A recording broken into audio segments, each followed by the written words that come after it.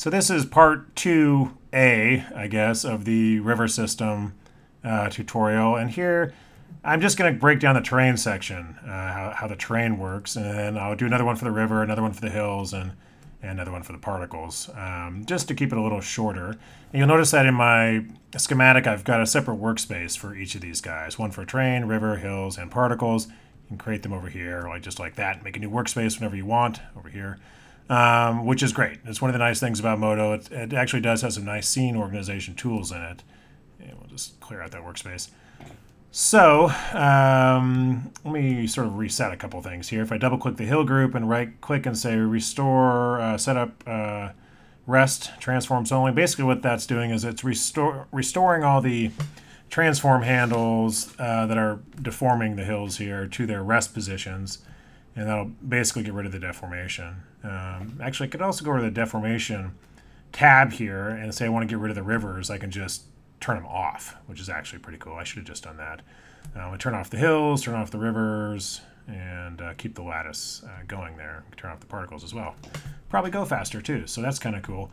All right, so the terrain group. Let me turn this guy on. Got some channel handles. I'm just going to turn those off for now.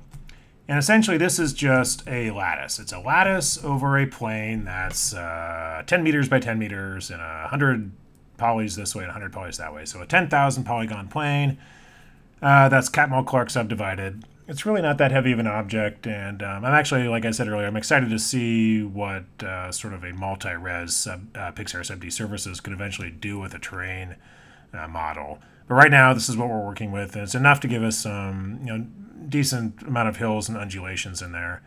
And there's a number of controls on the lattice, the most important of which is this falloff. So we can dig into the terrain workspace here. And this is actually, it's really pretty simple. It looks a little complicated with a bunch of stuff, but really there's 9 of these control points, which are all the same. So there's really only 2 kinds of controls here. One of these guys, the control points, and the main lattice effector here. So the lattice itself is, this is the lattice influence. If I go here to the deform channel, here's the lattice influence. That's providing the deformation. So what the influence does, that's calculating the deformation. I just thought it's almost like in a shader tree where you've got the shader here. The shader calculates the shading. It gets all of these inputs here from material channels and textures and everything that drive these values here.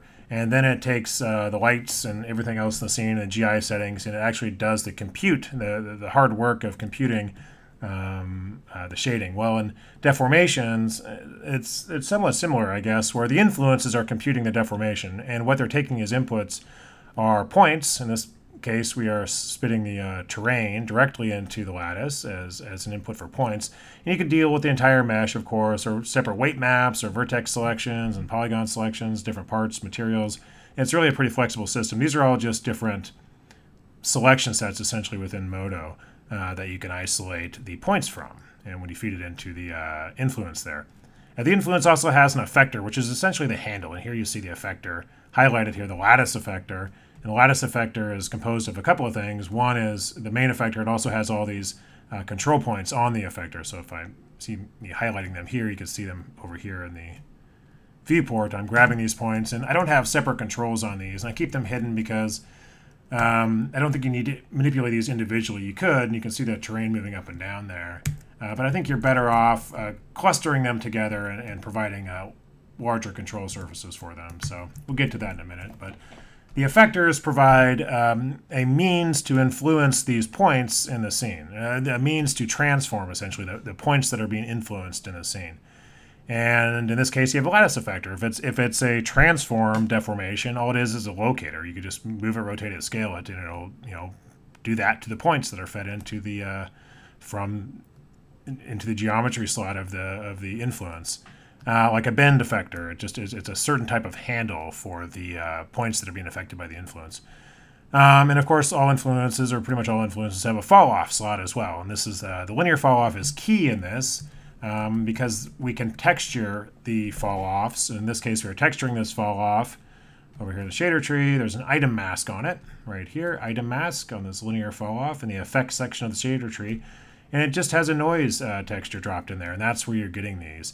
And the noise texture locator right here has some position channels and scale channels that are mapped to channel handles. And a channel handle is not something that's hooked up in the schematic. It's not a locator driving a handle like this is a locator driving the position of these points. A channel handle is more like a persistent tool handle in the interface. It's almost like a move tool, right? The move tool isn't part of the schematic that's plugged into the transform channels of this locator here.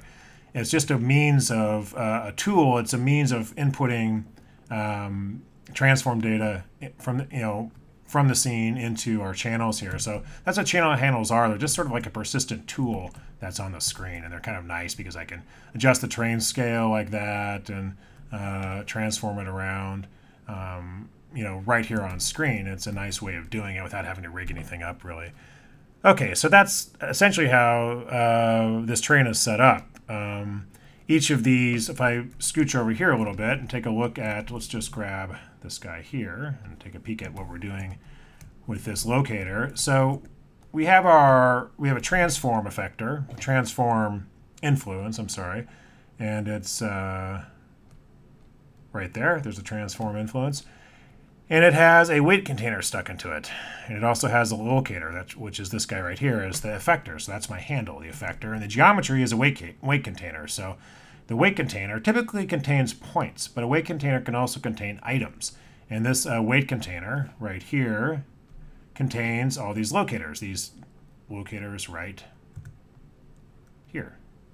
In fact, I believe I can go to my weight container and let's see, I think I can, which one is it? Weight container 7. I believe I can press this and it'll select them. At least it does that with points, so maybe not. I can just undo that, and there's all the points in the weight container. Okay, so those weight container is holding these points, not points, they're items, they're locators. And it's feeding those into the geometry section of this influence. And then we also have a falloff plugged in there as well. So let me show these falloffs. Each of these 9 locators has its own falloff. So let me hide some of these falloffs to make it a little easier. I think don't you love dragging? It's a nice feature. Okay, so there's a falloff hooked up to this locator. Okay, and the locator is driving lattice points. The lattice points can also be moved by this main locator here. So there's 2 types of transforms going on. I can transform everything all at once. Basically, it's just this main locator here is just these other locators are children of it. So I'm moving up each of these children up individually or all at once with this main locator. But I can go in, of course, and manipulate each one of these by themselves. I could probably do a scale on that too to squitch it together or a rotation. So it's just a transform effector. Do some weird stuff with it. And it has a falloff, and this falloff has a couple of nodes in here and a channel hall feature to let me adjust that falloff. So you see it adjusting right there. And all that's doing, maybe there's a better way to view this, is it's adjusting the solid core of the capsules right now. The solid core of the capsule, let's go to channels here. Solid core is at 100%, and when I adjust this down up to 1, the solid core is now at, where am I? This guy, the solid core is at 0%. So there's a nice fall off. If I do a solid core on this guy at 100%, they're all stuck together, right? So go back again. So if the solid core is at actually at 0, actually inverted this. So solid core, when this is at 0, solid core is at 1. And so this is the only rigging I really did here. I essentially subtract 1. So if you're at 0, now it's a -1, then he takes that absolute value, now you're at 1. So that's how you invert a 0 to 1 range. Just subtract 1 and absolute value it. So 0 gives me 100% and 1 gives me 0%. So 0% solid core, nice fall off. 100% solid core, which is a 0 on this controller, gives me no fall off, and they're all at the same height. So that's basically all there is to it. I'll throw it together really quickly in a new scene if you want. We'll just okay, Command N, get that camera out of there.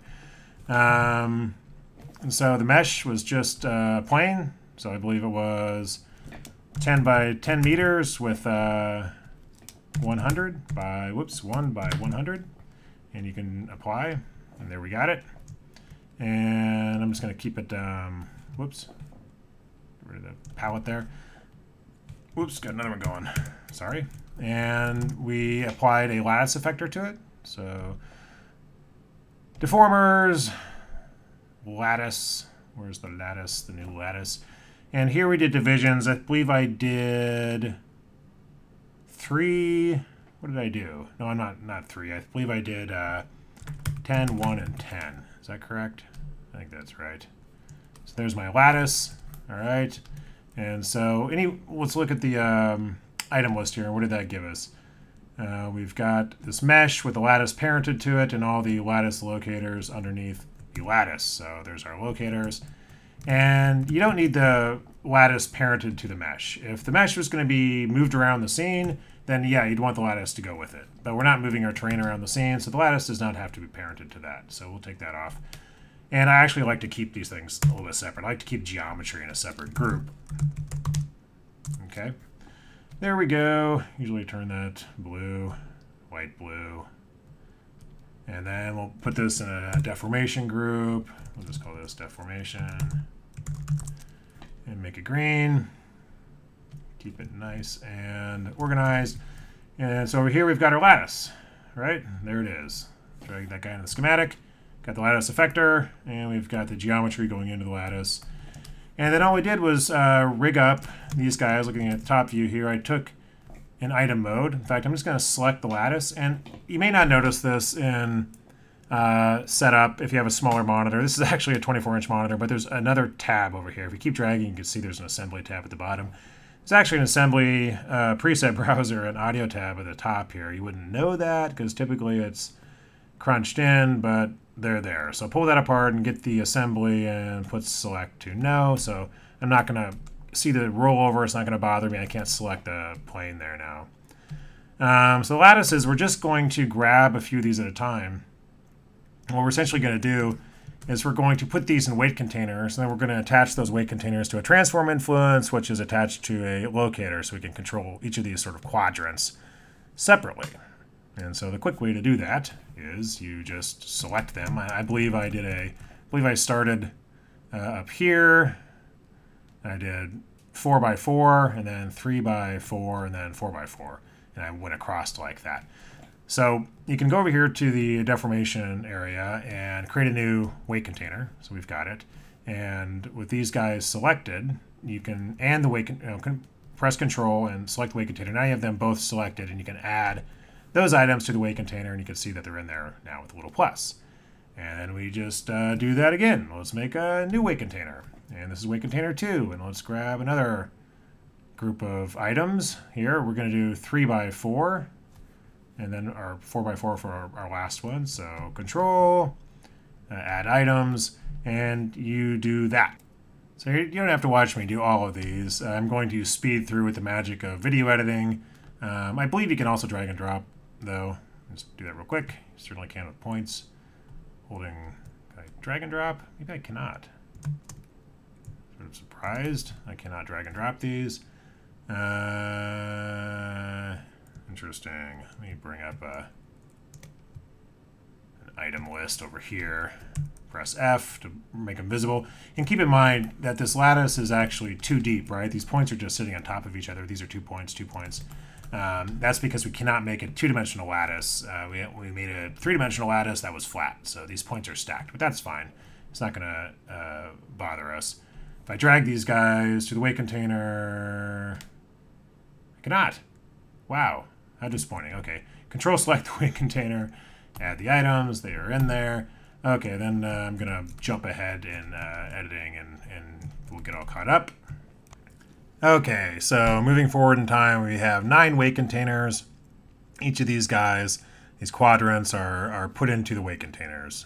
And now what we're going to do is add some locators. So remember, when we have the way it's set up in Modo, we've got our points. In this case, it's a mesh. This is the the lattice deformer, and we're going to be adding transform deformers for each one of these clusters of points. And instead of a mesh, we're using weight containers.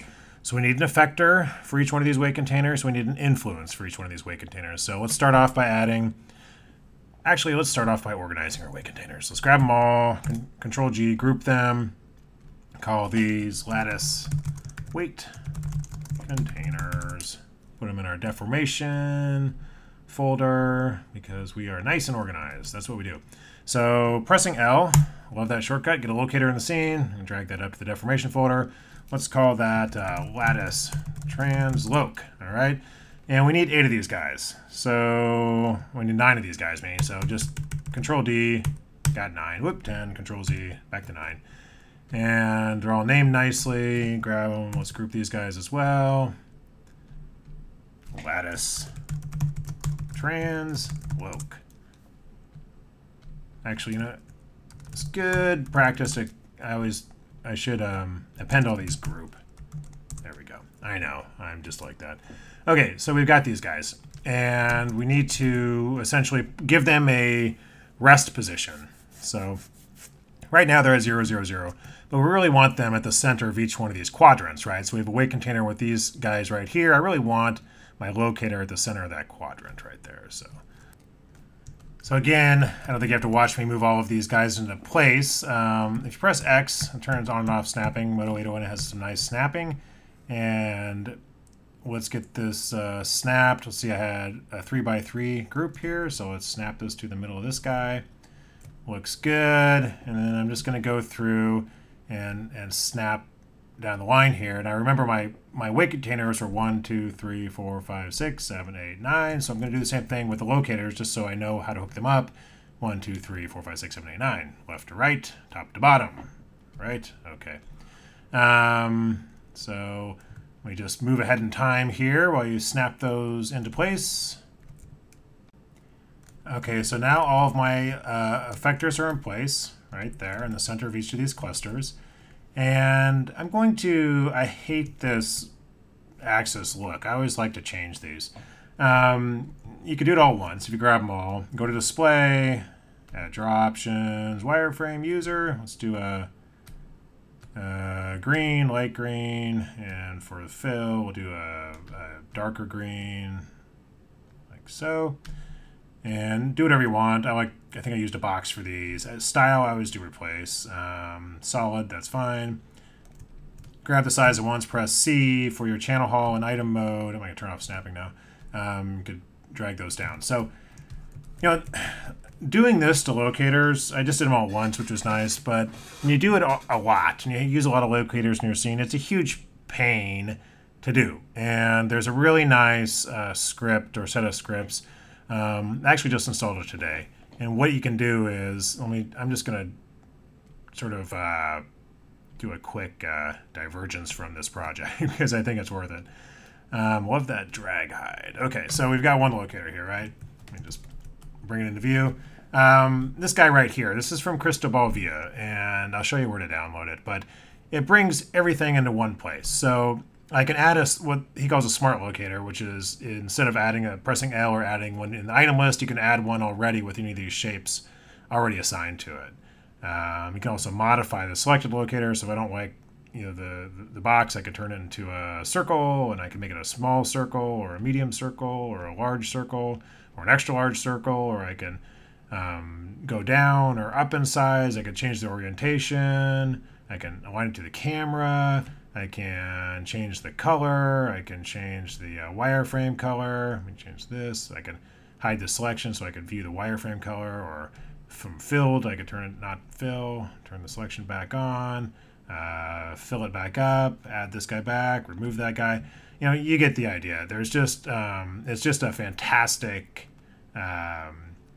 script. And you can even have modifiers to remove this stuff, or if I press shift, I believe I can change the look in the item list to match the look here.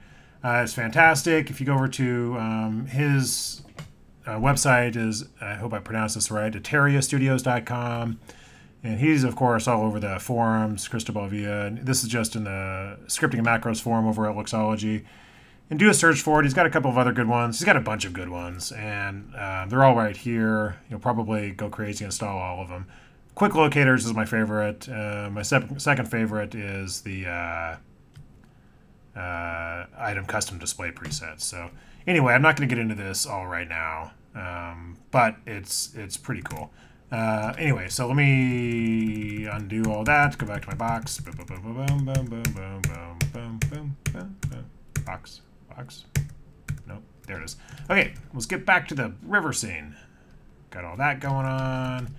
Got my mesh. Got my lattice. Okay, so we've got our locators, all these guys. We've got our 9 weight containers that we need.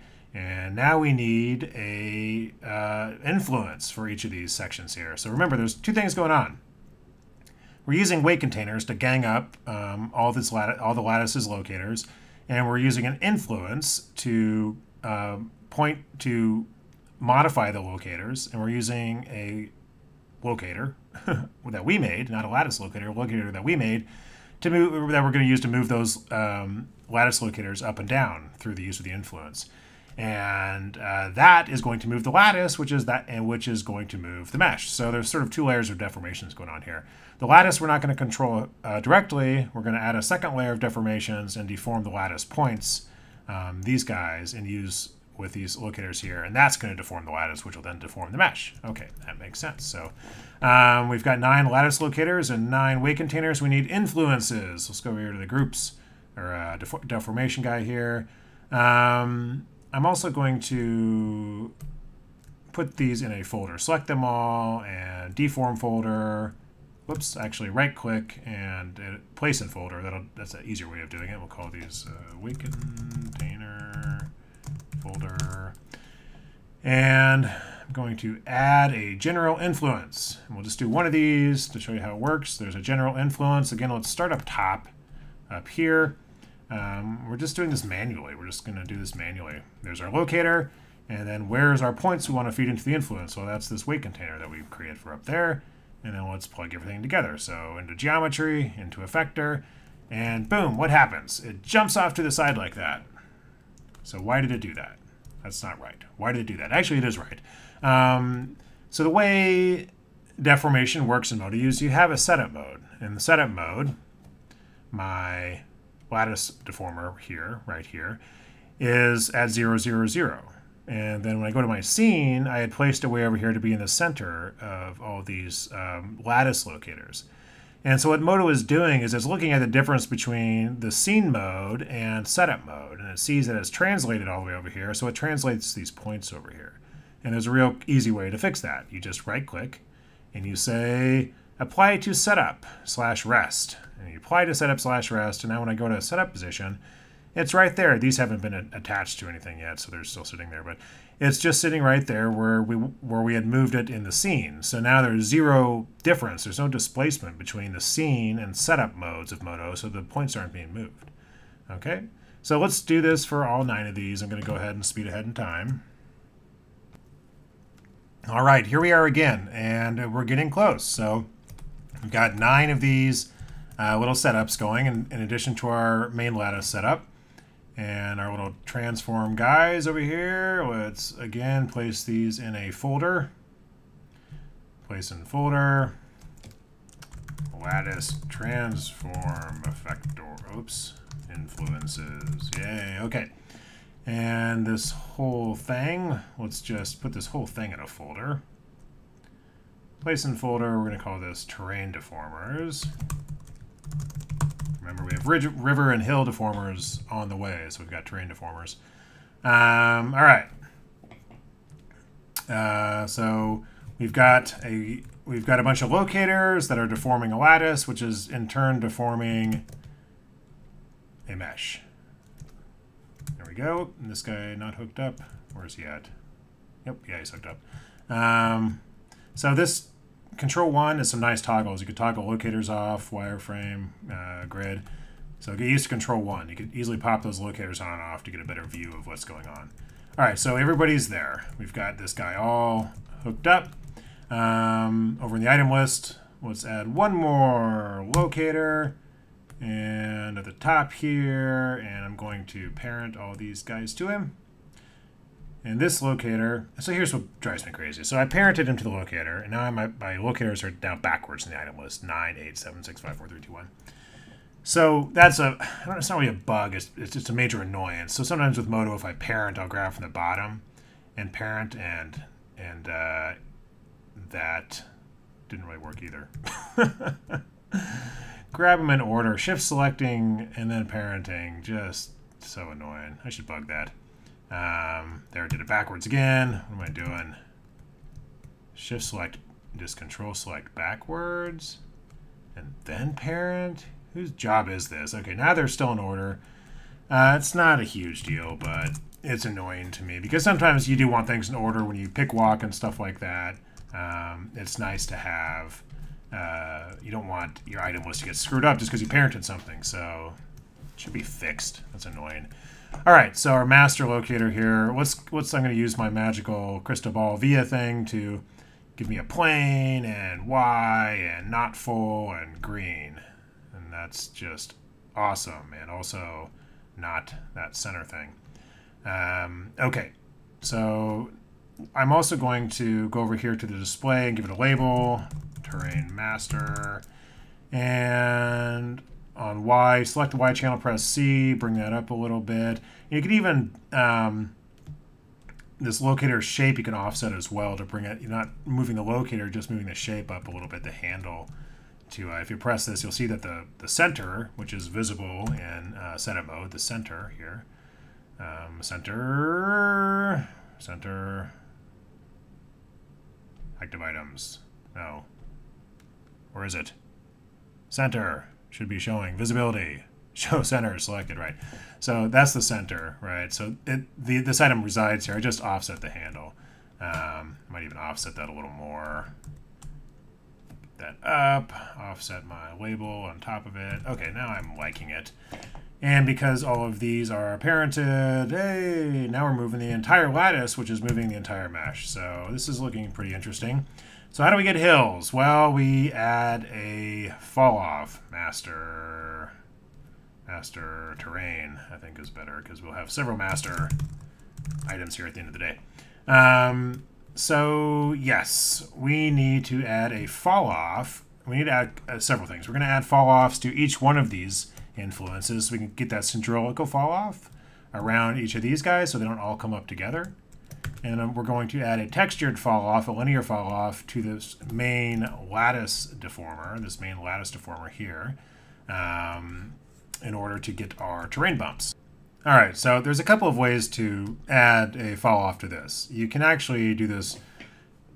I don't recommend this. This is sort of weird to me. I don't particularly like this workflow. If you right-click and you say add override, falloffs, linear falloff, you can add a falloff, and it is automatically plugged in. So I like it that it's automatically plugged in, but why is it called add override? That's just weird to me. I think, let me just delete that. We'll just continue the manual Lego creation of this system. And I really think Modo in 901 is going to get a lot smarter about doing this type of stuff automatically.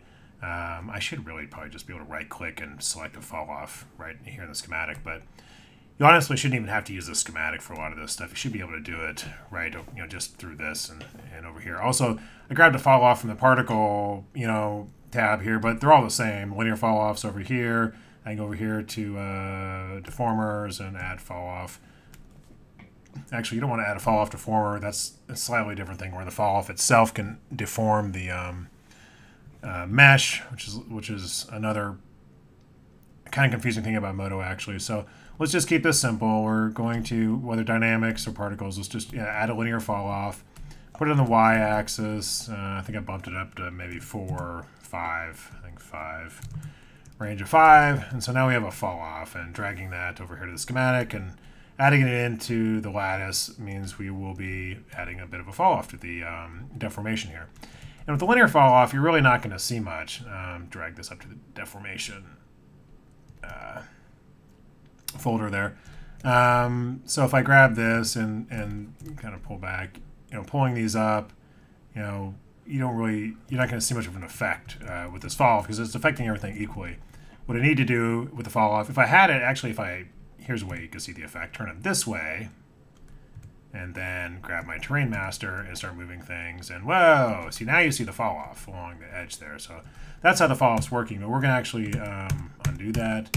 And we're going to do it in Y, but we're going to texture it with a noise texture. So if you select the fall off and right click and say create item mask, and that created an item mask in the shader tree in the effects section. So we've got a linear fall off item mask here. It's masking that item. And maybe someday we'll see this in the schematic. Right now, all texturing obviously is handled in the shader tree, so it seems almost weird to go to the shader tree to texture the fall off, but that's where texturing is done in Modo, the shader tree. So under the effects section, so the linear fall off mask is selected. Let's add a texture noise. Let's keep it simple noise. Okay, and just for now, one of the things you may want to do actually, let me divide this and turn this into a preview. Gotta love the slash and burn. Slash and burn. You know who made slash and burn? You know who did that? Me. I did slash and burn. I came up with that. Sent it to Brad and he implemented it in Modo, like 301 or something. Yay, community. Anyway, so I'm gonna instance this guy. Instance. Great instance. And put this instance up here in the shader tree and change the effect from fall off to diffuse color. And now, because it's an instance, if I change this guy down here, let's say turn the bias up to 65, I'm seeing what the fall off is actually going to be. I have a visual cue to what I'm doing is kind of where I'm getting. It's a nice, easy way to sort of give yourself a visual cue to how we're texturing this fall off. So in the white areas, the fall offs will be 100%, and the black areas, it'll be 0%. So you can kind of imagine if I grab my terrain master here and move all of my terrain locators up, which will move all of these lattice points up, that it's going to deform the terrain just like that. And with our noise, we can adjust the locator. We can press C in item mode to channel hall, and we can adjust the size. And so some nicer, smoother hills there. And we can also translate that. Again, I just have my channel hall active. I grabbed a new channel, so I'm translating that here. Control 1, get rid of those locators. You could see it moving. Control 1, get rid of the wireframe. See it moving, that's Y, Z.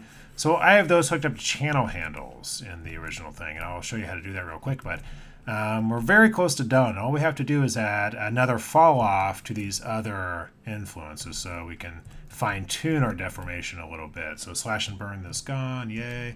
So if you're wondering what slash and burn is, they kind of destroyed it by taking over the keyboard shortcut and replacing it with that big freaking ugly tab switcher pie menu, which sucks and is stupid, and they should take it out of Modo because it's dumb and you should just work in tabs. And that's my opinion, and I have a very strong opinion about that. So and I let everybody know it at Luxology.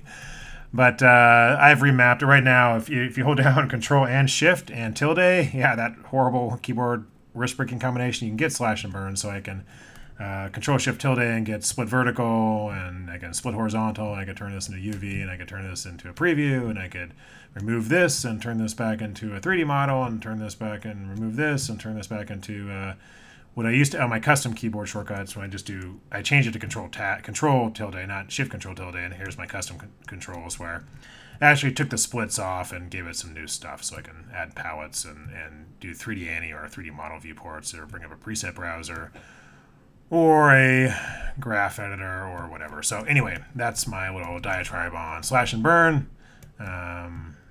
Take it as you will. So. Or you could just go to setup and restore everything. If you've completely annihilated everything, by doing that you can restore. I tabbed, okay, back to the setup view, and there we are. So Control 1, get rid of the lights. All right, where were we? We need to add fall offs to these guys. So no problem. I'm gonna go to the top view, get rid of that stupid light, and let's add a capsule fall off, and I'm going to turn that to y-axis. Move tool, hovering right above I can probably turn on snapping if I want, and snap that guy right there. Very cool, gotta love snapping.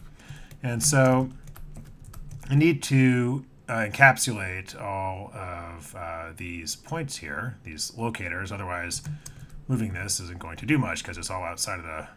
Actually, it's all in. It's not, Falloff isn't hooked up yet, so you're not going to see anything. Not a good demonstration. So let's look. Let's hook up the Falloff. Let's set it up first, though. So set the start end radius to sort of overlap everything, and make sure we're good there. We can increase the length a little bit. That's fine. So there's our Falloff.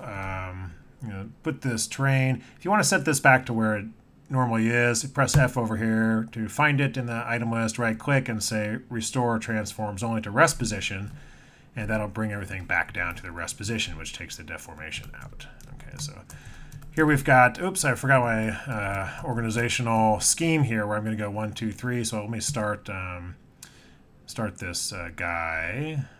Oops, my Falloff here. Capsule Falloff. Let's move it into the deformation folder and move it. Turn on snapping. Oops, snapping. Move it right here on top of my locator. Very good. So drag it into my scene. Here's my first locator. Again, I'm organized 1, 2, 3, 4, 5, 6, 7, 8, 9. So drag my capsule in here, and you all know what I'm going to do. I'm going to attach it to the Falloff.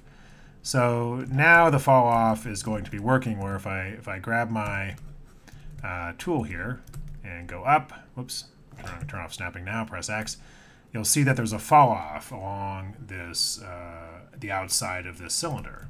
I don't need to parent I don't want to parent the capsule Falloff to this locator. I want the capsule Falloff just to stay where it is. Okay.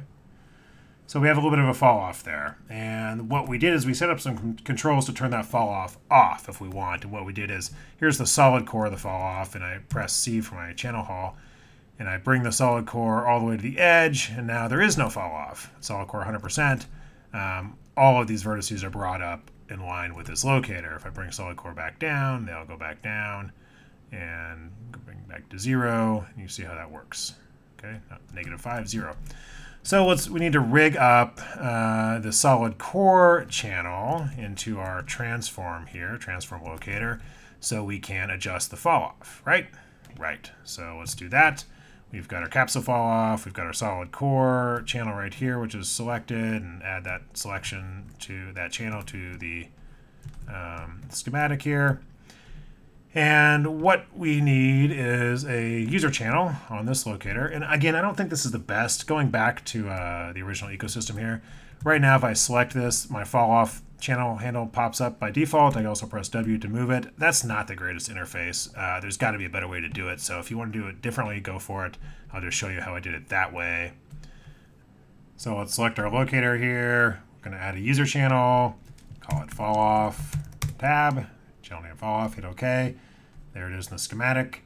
And we want to hook up the Falloff to the solid core. So let's take a look what happens if I just go over here and drive output to input, right? Go this way if it helps you look at it a little better. Output to input. And so what happens if we adjust the Falloff? Let's go to user channels and select it right now. If I press C and drag to 1, solid core goes away, and we are flat. But we're at 0, we've got nice Falloff. So, you know, in control, it's more intuitive to have 0, no Falloff, and 1, full Falloff. So we need to play with our numbers a little bit to get this correct, and that's actually really easy to do. So before we plug our Falloff into the solid core, we unplug that. Let's add a couple more nodes here. Actually, let's keep it plugged, and let's select the node. Do it this way. And let's add a math node. Channel modifier, math, subtract. Okay. Talked about this shortly a little while ago. Subtract, we're just going to subtract 1. So whatever this is, -1. So let me explain exactly how this works again, because it gets a little confusing. We want our Falloff at 1 to actually be feeding a 0 value into solid core. Because when solid core is 0, we have nice Falloff. So when our Falloff is 0, we actually want solid core to be 100%. So right now, Falloff is at 0. We're subtracting 1 from 0, which gives us -1. So how do we get that -1 into 1 to get our solid core back to 1? We just do an absolute value, right? So we select this guy here and go back to math again and absolute. So here here's how it works. We have our guy selected, Falloff, press C. So falloff is 0, and we have no falloff going on because 0 minus 1 is negative 1 times 1 is 1, or I'm sorry, 0 minus 1 is negative 1. The absolute value of 1, negative 1, is 1, and 1 in its solid core gives us a 100% solid core, right? 100%, you can see it right there. And if we actually go back to our locator and falloff, when falloff is at 1, going all the way to 1, we have 1 minus 1 is 0, and that gives us 0 solid core, which gives us nice falloff. So we just inverted the number there to make it more intuitive to the user. So one other thing we can do to make this a little more intuitive is have a little slider here. So I'm not sure I can add that. We need to set a minimum and maximum value for this user channel. I'm not sure I can do that from edit user channel. I can do an add a minimum maximum value, but I don't think I can say use from here. Let's see, 0, 1, yes, we got it, okay. So if you edit it and put 0 and 1, and now we have our slider. That, again, just gives a user a little better control. Instead of a channel hall that goes infinitely in any direction, we now are constrained between 0 and 1. Typically when you set up your channel, let's just do another user channel. Here, call it falloff2, tab. What you want to do is say use minimum, use maximum, and 1. And when you do that, I press C, now I've got my thing. So we just edited the one I'd already made because I forgot to do it the first time, but you really do want that that little handle thing. And then the last thing you can do is, remember, if I just pull this to the side a little, I get my assembly. When I have this selected in my command, I want to bring up the item channel hall automatically. So when I select this guy, this falloff channel hall will come up automatically, and I can adjust that. And then if I press W, say if I want to move it, that will go away. So undo W, unselect it, reselect it, I get my channel falloff. So again, I think there's a better way of doing this. There's got to be a better way of doing this. You could do it with channel handles, actually. Or some other ways. I just think, I actually think a panel would be the best way to create a user interface for this, but I'm sort of digressing. So I'm just going to stop and add these to every single one of them, and then we're just about done. We'll set up our channel handles, and we'll be done. So that was tedious. Yes, that was very tedious. I'm not sure if there's a particularly easier way to do that. I guess you could create an assembly, and then drop things into weight containers. Still, that's pretty tedious. Anyway, so hiding the falloffs, you don't need to see those with deformers. If you hide them, they're still active. Unfortunately, with PMods, if you hide them, they're no longer, falloffs no longer work. So that, in my opinion, is a bug that needs to be turn off the linear falloff. Needs to be dealt with. But so here's a quick tip. So we want to be in our assembly tab, and we want item channel hall activated as the command to bring up our channel hall for the falloff. Control C or Command C to copy that string, right? It's just a command, item.channel hall. And then to really quickly put this on everybody at once, select them all. And over in the channels tab, here's a little trick, you may already know, right click under viewport settings, show merged. And that's going to show all the channels of all these locators merged together, so I could change them all at once. So down here it's command. I'm just going to click and paste, item channel hall, return. And then don't forget to click and unshow merge. So these options are super useful. I wish they were more visible than this. In fact, maybe that's a good request for the next version of Modo. So unshow merged, but now if I click everything, it's got channel hall command active. So there's all my falloffs, right? Boom, boom. Okay, so now just channel handles, and we're done. So let me just take a look at our guy here. So channel handles are really easy to do. We've got everything in here. So let's add some, call this terrain deformation. We'll make a little, maybe that's fine. We'll make a little channel handle thingy there. Sorry, I'm just doing a little cleanup here. But It's nice to keep the scene clean. Cameras and the lights, make that yellow.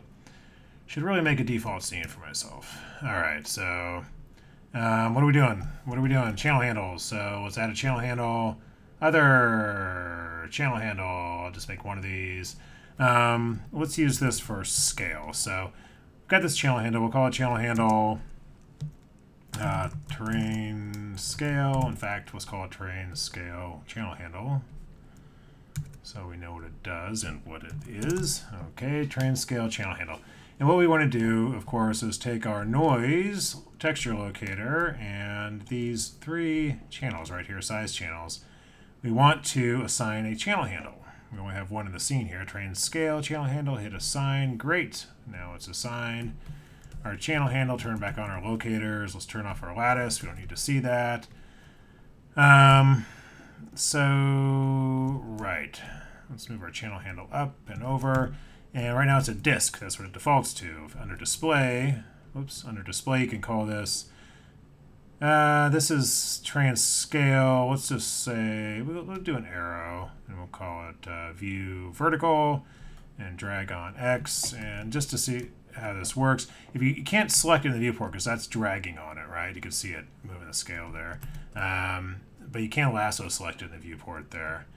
I just want to do what? I want to label it terrain scale. You can also, of course, adjust that. So there's terrain scale. And we need to also hook up the, that was just one, see that was the scale. Is that correct, scale? It's a little odd. I think, did I hook this up to... Oh, whoops, the position is off center. That's why the scale looks weird. There we go. Okay, so there's terrain scale. Fantastic. So you can do the same thing. You can make one for position X and position Z, so then you can go in there. I'm just using channel haul now, so channels handle, but do this and have some controls there. So once you do that, that's it. That was the original terrain setup on the ecosystem here. So let me